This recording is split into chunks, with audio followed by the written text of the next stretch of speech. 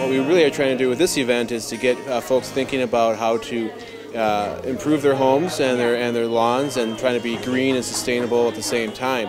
Whether it's smaller homes closer into the central cities, which provides people an opportunity to shorten their commute, and then also taking older homes that may not be quite as efficient and turning them around and making them modern and high-tech from that point of view, and I think that's a benefit to the community. It's all about keeping clean, reuse, renew, organics. I love promoting the whole organic phase, and I think we really need to educate, and so that's kind of one of the goals, is about educating and passing along some of that passion that we have. So these are all pictures of different types of water pollution that get into lakes and rivers through storm drains, which are pictured here and here.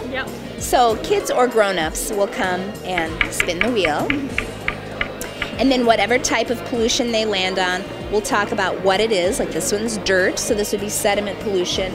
And when it rains, this is going to wash right into the storm drain, underground, through a pipe, to lakes in the Mississippi River.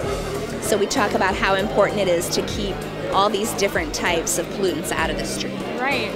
Normally you come to something like this, you look for these big open-mouth trash containers, and everybody throws whatever they don't want into there. And it's all taken away to wherever away is. So we bring in these recycling stations for your traditional paper items and bottles and cans. But then we've added something new, which is the composting. So in this station over here, what we've got is we're collecting food scraps. We've got any paper plates, paper cups.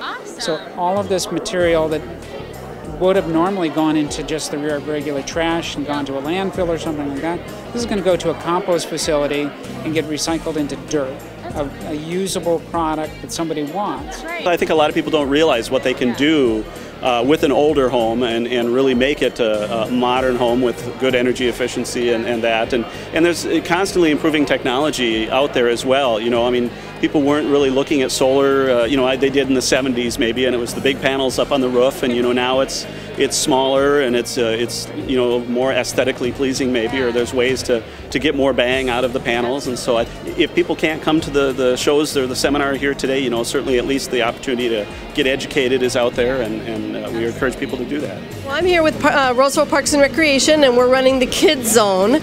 So we have the Bounce Castle over here, we have a craft going, and then some live animals from the Harriet Alexander Nature Center. We're using all recycled materials for our crafts. There's napkin rings out of toilet paper rolls and paper towel rolls. Then there's also a longer one that's a cord holder. And then we also have the animals over here, so they get to learn a little bit about the kinds of animals that live in the area. She's our corn snake. She lives over at the Harriet Alexander Nature Center. And she's going to be eating mice. She's going to be a predator of mice. If you look underneath here, you can see that kind of corn pattern. It looks like she wants to talk. People think that that's possibly one of the ways that it got its name. Most of the programs that the HRA offers to homeowners are built around the Living Smarter theme and trying to use funds to leverage improvements to the home. So, you know, whereas you can get funds through other agencies, maybe to help with remodeling, you know, if you have that extra gap that you can't fill, the HRA provides funds that can be used for specifically environmental improvements and that sort of thing, and better insulation.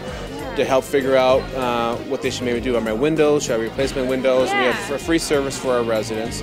We also try to promote green and sustainable living as best we can. We're focusing on making sure that we incorporate products that have green attributes, that we're insulating a house and making sure it's nice and tight. Same thing with the windows, putting in very, very efficient products. Especially for drainage issues, divert that water into your landscape instead of just running it off into the streets or into our gutters that contaminate local lakes and rivers. We want to keep it on site, either with a rain garden or just going into a catch basin or a rain barrel. Yeah, it's just to keep it all on site. We have a new green book, an online green book that tells folks on how to remodel their homes or make improvements in their homes in a green method. So, and finally, we also try to promote our community and living smarter and trying to help folks rediscover Roseville and hopefully move in here at some point.